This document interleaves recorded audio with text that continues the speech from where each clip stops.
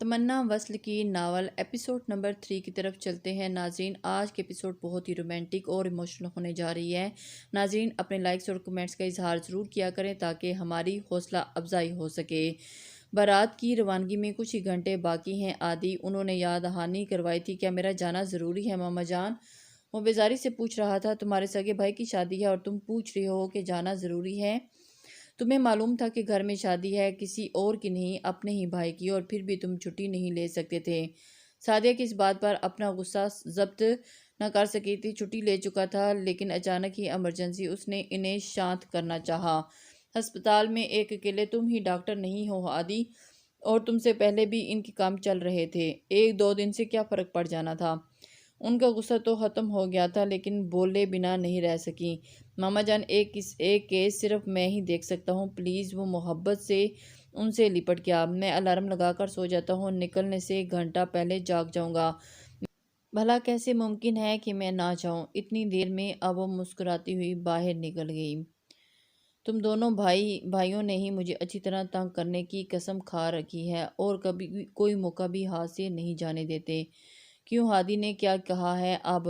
وہ ان سے الگ ہوا، انہیں احساس ہوا کہ جلد بازی میں غلط بات منہ سے نکال چکی ہیں۔ کچھ نہیں، اچھا اب تم سو جاؤ۔ وہ اٹھ کھڑی ہوئی۔ عادی نے کمرے کے پردے گرا دیے تھے، وہ یہ چند گھنٹے سکون سے سونا چاہتا تھا تاکہ سفر میں طبیعت ٹھیک رہے اور اکلوتے بھائی کی شادی بھی ڈھنگ سے شریک ہو سکے۔ اسی لیے وہ کچھ گھنٹے کے لیے آرام کرنا چاہتا تھا تاکہ فریش ہو سکے۔ سعدیہ بارات کے ساتھ نہیں گئی تھی، بہو کے استقبال کی تیاری بھی تو کرنی تھی۔ دل خوشی سے لبریز تھا، سرخ اور سنہرے رنگوں کے امتزاج سے مزین، اور اسی لباس میں موتیا کا سنگھار دیکھنے والا کچھ فطری شرم و حیا اور کچھ مشاطہ کے مشتاق ہاتھوں کا کمال تھا۔ اس کا حسن دو آتشہ ہوا تھا اور انہیں ہادی اور موتیا کو دروازے پہ ہی روک لیا تھا۔ لوگوں نے دونوں کی جوڑی کو چاند اور سورج کی جوڑی سے تشبیہ دی تھی۔ رسمیں جاری تھیں۔ ہادی کسی کی بات سننے کے لیے دائیں جانب جھکا تھا اور ٹھیک اسی وقت گہرے سرمئی پینٹ کوٹ میں ملبوس عادی اپنی پوری وجاہت کے ساتھ موتیا کے برابر میں آ کھڑا ہوا۔ وہ راستہ لے کر اندر جانا چاہتا تھا اور چند لمحے کے لیے ساتھ کھڑے ہونے کا یہ منظر فوٹوگرافر کے کیمرے نے ہمیشہ کے لیے قید کیا تھا، اور کیمرے کے علاوہ یہ منظر سعدیہ کی آنکھ نے بھی دیکھا تھا اور ان کا دل یکبارگی تیزی سے سکڑ کر سمٹا تھا۔ اس کے بعد انہوں نے جلدی جلدی ساری رسموں کو ختم کیا تھا اور موتیا کو اس کمرے میں بھجوا دیا۔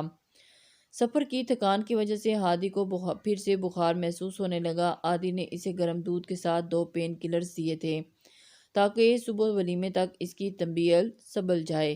ہادی نے کمرے میں قدم رکھا تو پورا کمرہ گلاب تازہ کمروں سے مہک رہا تھا۔ بیڈ کے بیچوں بیچ بیٹھی موتیے کا دل یکبارگی زور سے دھڑکا، وہ مزید خود میں سمٹ گئی اور اسے دیکھ کر ہادی کے دل میں ایک پل پھر سے وہی خیال آیا تھا اور اس کا دل ہر شے سے اچاٹ ہو گیا۔ کچھ طبیعت کی خرابی اور کچھ انکہے فیصلے۔ پتہ نہیں ہماری مائیں اتنی جلد باز کیوں ہوتی ہیں۔ کیا تھا اگر آج موتیا میری بجائے عادی بھائی کے نکاح میں ہوتی؟ اور اس کا دل جی بھر کر برا ہوا اور سر درد سے پھٹنے لگا۔ پین کلر لینے کے باوجود اس نے دراز سے دوا کا ڈبہ نکال کر مزید 2 گولیاں پانی سے نگلی تھی۔ موتیا کن اکھیوں سے اسے دیکھ رہی تھی؟ یہ تو اسے معلوم تھا کہ اس کی طبیعت ٹھیک نہیں، لیکن اتنی خراب ہو جائے گی اسے اندازہ نہیں تھا۔ اب وہ کپڑے تبدیل کرنے چلا گیا۔ موتیا کچھ دیر بعد ہادی بیڈ کی دوسری جانب آ بیٹھا۔ برا مت ماننا، میری طبیعت ٹھیک نہیں ہے، سر درد سے پھٹا جا رہا ہے، میں خالہ جان کو بلاؤں؟ اس نے اٹھنا چاہا، چوڑیوں کی کھنک کمرے میں گونج اٹھی، لیکن ہادی نے روکا۔ نہیں نہیں، میں نیند کی گولیاں لی ہیں، سو کر اٹھوں گا تو ٹھیک ہو جاؤں گا، تم بھی کپڑے بدل کر سو جاؤ، تھکی ہوگی۔ تھک تو واقعی بہت گئی تھی، اتنا لمبا سفر اور اس 2 دن سے جاری رسمیں، بیٹھ بیٹھ کر کمر تختہ ہو گئی تھی۔ کتنا بد ذوق فوجی ہے۔ وہ لہنگا سنبھالتے سنگھار میز کے سامنے آ کھڑی ہوئی۔ کم از کم یہی کہہ دیتا کہ موتیا خوبصورت لگ رہی ہو۔ کانوں سے بندے اور باری باری سارا زیور اتارتے اس نے سوچا تھا، خیر تعریف اس خدا کی جس نے مجھے بنایا۔ اس نے کسی مشہور نظم کا مصرع توڑ مروڑ کر خود کے نام کیا تھا۔ میں ہوں ہی خوبصورت غزال۔ آنکھوں میں آئینے میں دیکھتے ہی اپنے ہی عکس کے لیے ستائش ابھری، اور پھر مجھے کسی کی تعریف کی کیا ضرورت ہے؟ وہ بالوں میں پنیں نکال رہی تھی۔ ستیہ ناس ہو اس خاتون کا، میرے بال ہی خراب کر دیے۔ بالوں میں کنگھا کرتے اس نے مشاطہ کو کوسا تھا جس نے پتہ نہیں بالوں کے ساتھ کیا کیا کیا تھا۔ شادی کی پہلی رات ہے موتیا اور ہادی تمہارا شوہر سو رہا ہے۔ دل میں پھر ایک خیال سر اٹھایا اور بالوں سے نبرد آزما ہوتے ہی اس نے پلٹ کر ایک ہمدردی بڑی نگاہ سوئے ہوئے بیمار شوہر پر ڈالی۔ رات بہت اور دوبارہ بالوں کو سلجھانے لگی، انوکھی اور سحر طاری کرنے والی حسین رات، جس کا انتظار شاید ہر مرد و زن کو ہوتا ہے۔ موتیا کی یہ رات اپنے الجھے بال سلجھانے میں ہی بیت گئی۔ وہ صبح بھی عام صبح جیسی ہی تھی۔ موتیا کی آنکھ کھلی تو اس نے ہادی کو نماز پڑھتے پایا تھا۔ وہ بھی سرت سے اٹھ کر وضو کرنے چلی گئی۔ رات تو گزر گئی تھی، لیکن اب دعا کے لیے ہاتھ اٹھائے۔ دعا تو کیا مانگنی تھی؟ ذہن میں ایک کے بعد ایک مختلف سوچیں اپنا گھر بنانے لگی، اور اس کے اندر کی لڑکی بیدار ہوگی، وہی لڑکی جسے اپنے عزت نفس، اپنا پندار بہت عزیز ہوتا ہے۔ کیا ہادی کی مرضی، کیا ہادی مجھ سے شادی ان کی مرضی کے بغیر ہوئی؟ کسی کی زندگی میں زبردستی داخل ہونا بہت تکلیف دہ ہوتا ہے۔ کیا ضرورت تھی حالہ کو یہ شادی کروانے کی جب یہ دل سے راضی نہیں تھے؟ اس نے شکوہ کیا، حالانکہ اس کے پاس کوئی ثبوت نہیں تھا کہ آیا وہ سوچوں میں بیٹھی سچ بھی ہے یا نہیں۔ کتنی لمبی دعا مانگنی ہے موتیا؟ ہادی کی آواز اسے خیال سے باہر لے آئی تھی۔ دعا مانگ ہی کب رہی تھی؟ وہ تو ہاتھ پھیلائے کہیں اور ہی گم تھی۔ وہ جائے نماز طے کرتی اٹھ کھڑی ہوئی۔ ہادی نے ایک مخملی ڈبہ اس کی جانب بڑھایا۔ معافی چاہتا ہوں موتیا، رات طبیعت کی خرابی کے باعث میں تمہیں یہ شادی کا تحفہ نہیں دے پایا تھا۔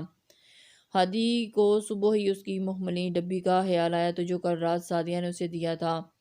شکریہ، ہلکی سی مسکان نے اس نے لبوں کو چھوا اور اس نے ڈبہ کھولا۔ سنہرے رنگ کا ڈبہ، نگینوں سے مزین جگمگاتا کنگن، اس کی نگاہوں میں ستائش تھی۔ اور یہی لمحہ تھا جب ہادی کا دل اس کی طرف کھینچا تھا، اور وہ جو کنگن لیے اس میں سوچ میں تھی کہ پہنائیں یا نہیں۔ اس وقت حیران رہ گئی جب ہادی نے اس کے ہاتھ میں کنگن لے کر خود ہی اس کے ہاتھ میں پہنا دیا۔ چہرے پہ شرم و حیا کے سارے رنگ کوسو قزح میں بکھر گئے تھے۔ ہادی نے سعدیہ کی بات ذہن میں دہرائی۔ موتیا کے ذہن میں کسی کا خیال ہوگا تو تمہارا ہی ہوگا۔ اس کے خیال کے آتے ہی وہ اتنے عرصے پہلے بار مسکرایا تھا تو انہوں نے سچ ہی تھا۔ نہ عادی بھائی کو اس کے ذہن تک رسائی تھی اور نہ ہی موتیا کو عادی سے دلچسپی ہونی تھی۔ ہاں کبھی ملتے تو شاید اس نے ہر باطل اور دماغ خراب کرنے والے خیال کو جھٹک کر موتیا کی طرف قدم بڑھائے تھے۔ اور سچ کہا تھا بڑے بوڑھوں نے کہا کہ دو بول اپنے اندر بے پناہ طاقت رکھتے ہیں۔ زندگی کا نیا سفر مبارک ہو، اس شگفتگی سے کہا۔ سخت سردی میں بھی موتیا کی ہتھیلی میں پسینہ بھیگ گئی۔ خیر مبارک اپنے شوخ اور چنچل انداز سے ہٹ کر قدرے دھیمی آواز میں جواب دیا۔ ساری شوخی شرارت نہ جانے کیوں کہاں کھو گئی تھی، حالانکہ یہ وہی ہادی تھا جسے گھر پہ وہ ترکی بے ترکی جواب دے دیا کرتی تھی، لیکن تب وہ صرف کزن تھا، اب شوہر کا رتبہ پا چکا تھا، اور شوہر کی عزت اور احترام کرنے کا سبق صرف اسے صوفیہ نے ہمیشہ دیا تھا۔ اور وہ صبح موتیا کی زندگی بہار بن کر طلوع ہوئی تھی، اور رات صرف راتیں ہی نہیں، کچھ صبح بھی زندگی بھر کے لیے یادگار ہو جاتی ہیں۔ سعدیہ کو ساری رات ٹھیک سے نیند نہیں آئی تھی۔ نہ جانے یہ لڑکا کیا کرتا، اس نے کیا کیا ہوگا، یہی سوچتے سوچتے صبح ہو گئی تھی۔ مسئلہ یہ تھا کہ وہ یہ بات شوہر یا بڑے بیٹے سے کہہ کر دل کا بوجھ بھی ہلکا نہیں کر سکتی تھی۔ نماز کے بعد انہوں نے دل سے بیٹے اور بہو کی خوشگوار ازدواجی زندگی کے لیے دعا مانگی تھی۔ ابراہیم صبح میں نیم گرم پانی پینے کے عادی تھے، اور وہ پانی لینے باورچی خانے میں آئے تو عادی کو دیکھ کر جو کافی میکر کا سوئچ آن کر رہا تھا، پلٹ کر براؤن بریڈ کا ایک سلائس رکھا جو چولہے پر دھرے پیر میں انڈے انڈیل رہا تھا۔ السلام علیکم ماما جان۔ میں نے اٹھ کر انہیں دیکھا، مسکرا کر سلام کیا اور سلائس پہ مکھن لگانے لگا۔ اتنی صبح جاگے عادی، وہ اپنے کام خود کرنے کا عادی تھا، اس لیے ان کا یہ کہنا عبث تھا، اور ناشتے کے لیے انہیں کہا تھا۔ اور اس روز شب کے معمولات ایسے تھے کہ اکثر اوقات خود ہی ناشتہ کر کے ہسپتال چلا جاتا، واپس آ کر خود کھانا گرم کر کے کھا لیا کرتا تھا۔ اپنے ذاتی کاموں کے سلسلے میں عادی نے بچپن سے لے کر آج تک کبھی کسی کو تنگ نہیں کیا۔ ہسپتال جانا ہے ماما جان، کافی مگ بھرتے ہوئے اس نے اطلاع دی تھی۔ سورج تو نکلنے دو عادی، وہ جو اب ابلے ہوئے انڈے چھیل رہی تھی۔ انہوں نے کھڑکی سے باہر پھیلے ہلکے سے اندھیرے کو دیکھا اور پھر اپنے بیٹے کو، جسے وہ اپنی صحت کا بالکل خیال نہ تھا۔ سورج کے ساتھ ہی گھروں سے نکلوں گا، بے فکر رہیے گا، میرا اس مریض کو دیکھنا بہت ضروری ہے۔ ماما جان پلیٹ اور مگ لیے کچن میں رکھی کرسی پہ بیٹھا تھا۔ اپنے کھانے پینے کا خیال رکھا کرو عادی، انہوں نے نصیحت کی۔ آپ ہے نا خیال رکھنے کے لیے، کاش تم بھی موقع دو اپنا خیال رکھنے کا۔ وہ ہنس دیا۔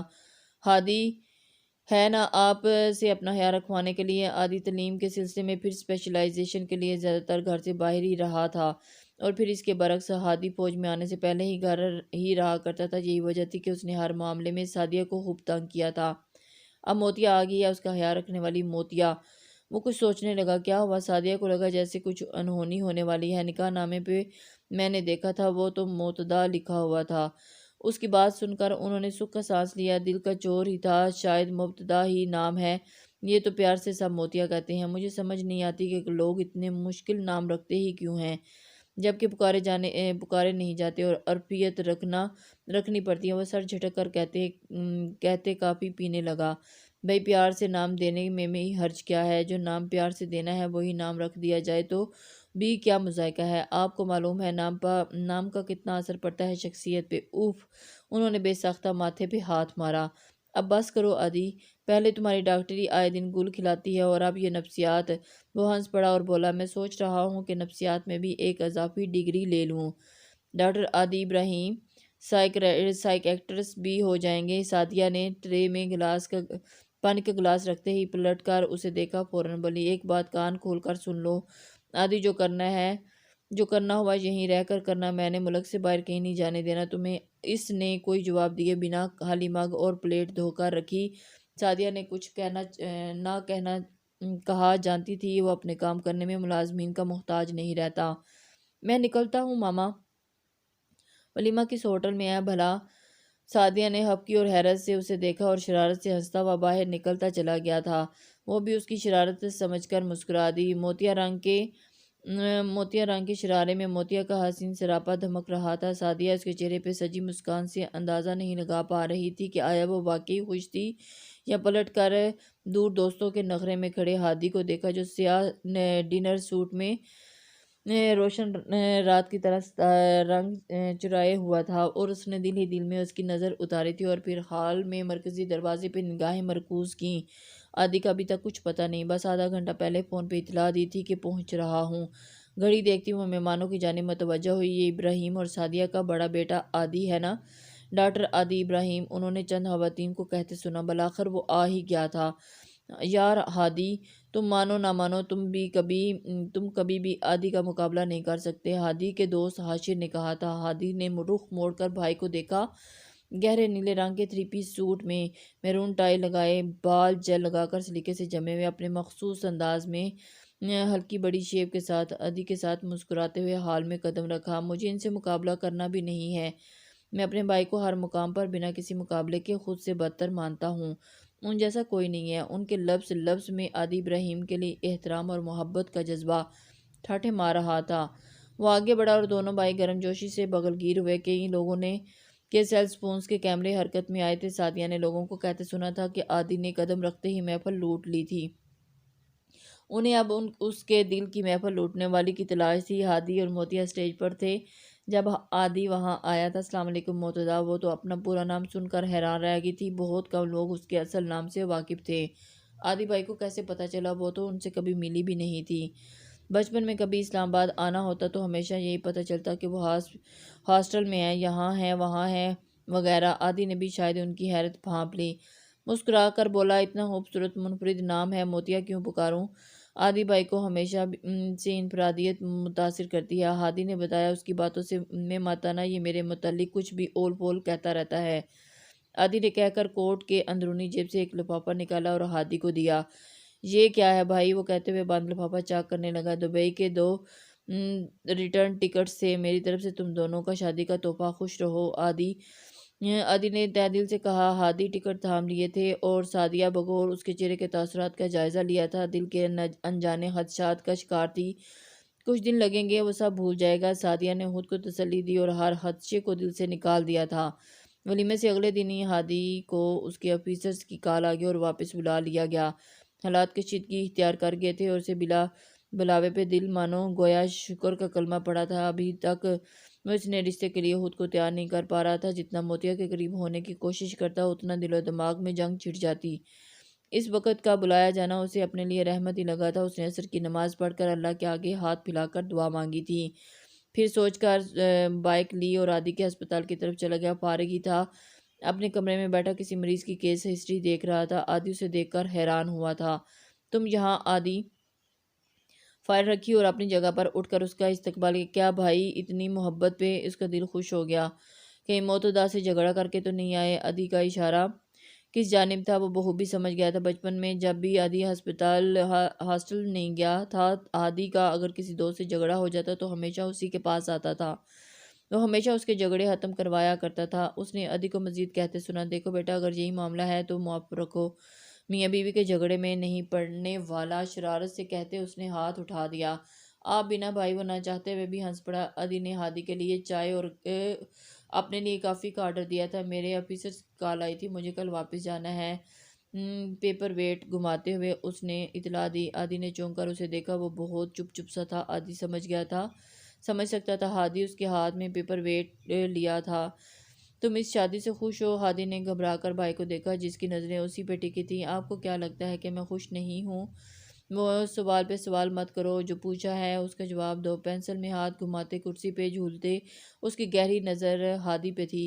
خوش ہوں بھائی، بس ابھی میں یہ شادی نہیں کرنا چاہتا تھا، لیکن ماما جان کو کون سمجھاتا۔ اس نے نظریں چرائیں، اور یہ نظر چرانا عادی جیسے بندے سے چھپا نہیں رہا تھا، لیکن اس نے مزید کریدنا مناسب نہیں سمجھا۔ کل جانے کی وجہ سے پریشان ہو؟ چائے آ چکی تھی۔ اس نے چائے کا کپ ہادی کے آگے رکھا اور اپنا کافی کا مگ بھی اٹھا لیا۔ پتہ نہیں بھائی، کچھ سمجھ میں نہیں آ رہی، پریشان ہوں، خوش ہوں کیا؟ جاب کوئی بھی ہو، وقت اور خوشیوں کی قربانی ہر جگہ دینی پڑتی ہے، لیکن یہ فوج کی نوکری کچھ زیادہ ہی قربانی مانگتی ہے۔ اپنے بہت سے رشتے قربان کرنے پڑتے ہیں۔ یہ نوکری ہم سے وقت اور خوشیوں کی ہی نہیں، جان کی بھی قربانی مانگ لیتی ہے۔ بڑی بھاری ذمہ داری عائد ہوتی ہے ایک فوجی پہ۔ ہادی ابراہیم گھونٹ چائے پیتے ہادی کو ایک بات بغور سن رہا تھا۔ اور ابھی تمہاری نئی شروعات، زندگی کی شروعات ہے۔ اگر تمہیں لگتا ہے کہ تم یہ ذمہ داریاں نہیں نبھا سکتے تو ابھی بھی وقت ہے، چھوڑ دو اور بابا جان کے ساتھ ان کا ہاتھ بٹاؤ۔ عادی ایسا ہی تھا، آر یا پار، ایک واضح فیصلہ کرنے والا اور فیصلہ کر کے اس پر ڈٹ جانے والا۔ نہیں بھائی، میں اس نوکری کی ذمہ داری سے نہیں بھاگ رہا۔ آپ کو معلوم ہے کہ میں نے جو خود اپنی مرضی سے یہ ذمہ داریاں منتخب کی ہیں۔ چائے کا خالی کپ ٹرے میں رکھتے ہوئے اس نے تڑپ کر عادی کو باور کروایا تھا۔ ماما جان اور موتیا کو کیسے بتاؤں گا؟ جیسے مجھے بتایا ہے۔ اس کا مگ بھی خالی ہو چکا تھا۔ دیکھو ہادی، ماما جان کو بھی اور موتدا کو بھی علم ہے کہ تمہاری نوکری کس قسم کی ہے، اور دونوں تھوڑا سا پریشان تو ہوں گی لیکن سمجھ جائیں گی۔ پینسل دوبارہ سے عادی کے ہاتھ میں گھوم رہی تھی۔ اگر وہ تمہیں یعنی ایک فوجی کو قبول کر چکی ہے تو یقیناً ایک فوجی کی ذمہ داریوں کو بھی قبول کر کے ہی تمہاری زندگی میں آئی ہوگی۔ بیوی ہے تمہاری، اسے سمجھاؤ، اسے سمجھنا ہوگا۔ اچھے شوہر بیویوں کو سمجھاتے ہیں اور اچھی بیویاں ہمیشہ شوہر کو سمجھاتی ہیں۔ عادی نے اس کا بڑا مسئلہ حل کیا تھا۔ اور ماما جان کی فکر مت کرو، وہ پریشان رہنے کی حسرت شاید ازل سے ہی ان کے ماؤں کے دلوں میں موجود ہے، اور فطرت سے ہم لڑ نہیں سکتے۔ دونوں ہی اس بات پر ہنس دیے۔ عادی نے گھڑی میں وقت دیکھا تھا اور وہ ایک دم سے اٹھ کھڑا ہوا۔ مغرب کی نماز کا وقت ہو گیا، تم بھی گھر پہنچو، میں رات کے کھانے پر ملتا ہوں۔ ہادی اٹھ کھڑا ہوا۔ اور ہاں سنو، کھانے سے پہلے یہ بات مت کرنا ورنہ ماما جان کا کھانا حرام ہو جائے گا۔ کمرے سے نکلنے سے پہلے عادی نے بطور خاص اسے تاکید کی تھی تاکہ سب آرام سے کھانا کھا سکیں، اور کھانے کے بعد تم اپنی بات ان کے ساتھ ڈسکس کر لینا۔ ہادی نماز پڑھ کر گھر آیا تو سعدیہ کھانے کی تیاری کر رہی تھی اور موتیا اپنے کمرے میں تھی۔ وہ سیدھا کمرے میں آیا اور اسے موتیا کو سمجھانا تھا۔ ماما جان کو عادی بھائی نے سنبھال لینا تھا۔ السلام علیکم۔ موتیا کھڑکی کے پاس کھڑی باہر لان میں پھیلے ملغلرے اندھیرے میں نہ جانے کیا تلاش کر رہی تھی۔ وعلیکم السلام۔ وہ کھڑکی کے پاس سے اٹھ گئی اور ہادی نے الماری سے اپنا سوٹ کیس اتارا اور پھر الماری کھول کر اس میں سے کپڑے نکال کر سوٹ کیس میں رکھنے لگا۔ آپ کہیں جا رہے ہیں؟ نیا رشتہ جڑا تھا، کچھ کہتے وہ کچھ پوچھتے بھی شرم آتی تھی اور اس لیے وہ خاموشی سے دیکھ رہی تھی۔ مجھے کل واپس جانا ہے موتیا، نظریں چراتے اس نے اطلاع دی تھی۔ موتیا ایک لمحے کے لیے کچھ بول نہیں پائی تھی۔ تمہیں معلوم ہے موتیا کہ فوج کی نوکری میں صرف ہمارے گھر پہ نہیں بلکہ پورے ملک کی ہر گھر کی حفاظت کی ذمہ داری عائد ہوتی ہے۔ وہ کچھ بول ہی نہیں رہی تھی، کاجل بھری آنکھیں نم ہونے لگی، کھڑکی انگلیاں چٹکاتی رہی۔